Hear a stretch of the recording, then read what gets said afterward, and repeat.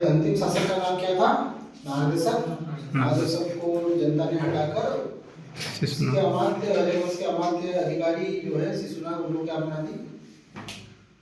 राजा बना दिया। शिशुनाग जो था उसके माता पिता ने उसको छोड़ दिया था उसके पैदा होते हुए, तो उसको नाग जाति के लोगों ने पाला था, इसलिए उसके नाम में क्या लगा हुआ है? शिशुनाग लगा हुआ है। माता पिता ने छोड़ दिया।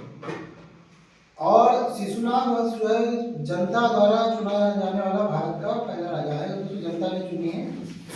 और शिशुनाग का एक महत्वपूर्ण यहाँ पर जो लड़ाई है वो है अवंती के राजा अवंती वर्धन से। तो वो पढ़ा था इससे पहले भी, अवंती के राजा अवंती वर्धन, अवंती के राजा अवंती वर्धन या नंदी वर्धन से इन्होंने शिशुनाग वंश ने के राजा शिशुनाग ने लड़ाई लड़ी थी और उसको मिला लिया था।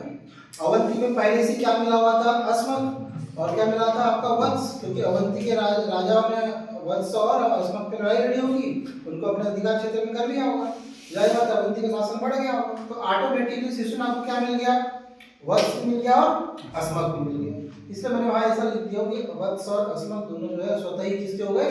शिशुनाग हो गए। तो मगध का साम्राज्य क्या होने लगा? धीरे धीरे मगध क्या होने लगा? बढ़ने लगा। और शिशुनाग वंश जो है उसने अपनी राजधानी क्या कर ली? वैशाली कर ली। क्या कर ली? वैशाली।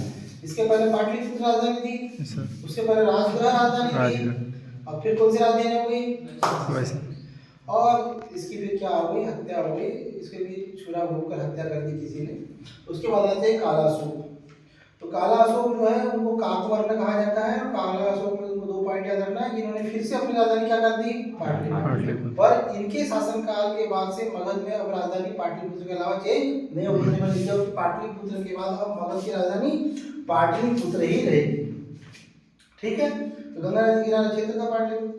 और यहाँ दूसरा बात यहाँ पॉइंट याद रखना है कि द्वितीय बौद्ध संगति किसके शासनकाल में हुई थी? द्वितीय बौद्ध संगति किसके शासनकाल में हुई थी? और पहली किसकी इसमें हुई थी? अजातशत्रु। दूसरी पूरा फैक्ट याद रखना है। और दूसरी किसकी इसमें हुई थी आपकी? और कहाँ पे हुई थी?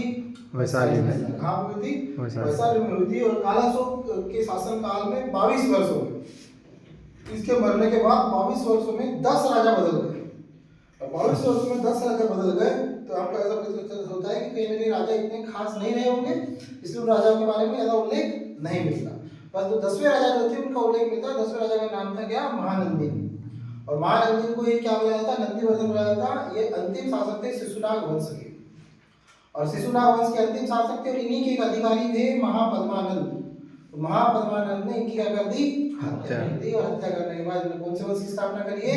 नंद वंश की स्थापना करी। नंद वंश का संस्थापक किसे माना जाएगा? महापद्मानंद। उनका बेटा है घनानंद। ये अपन परसों की क्लास में देखेंगे। ठीक है, समझ में आ गया?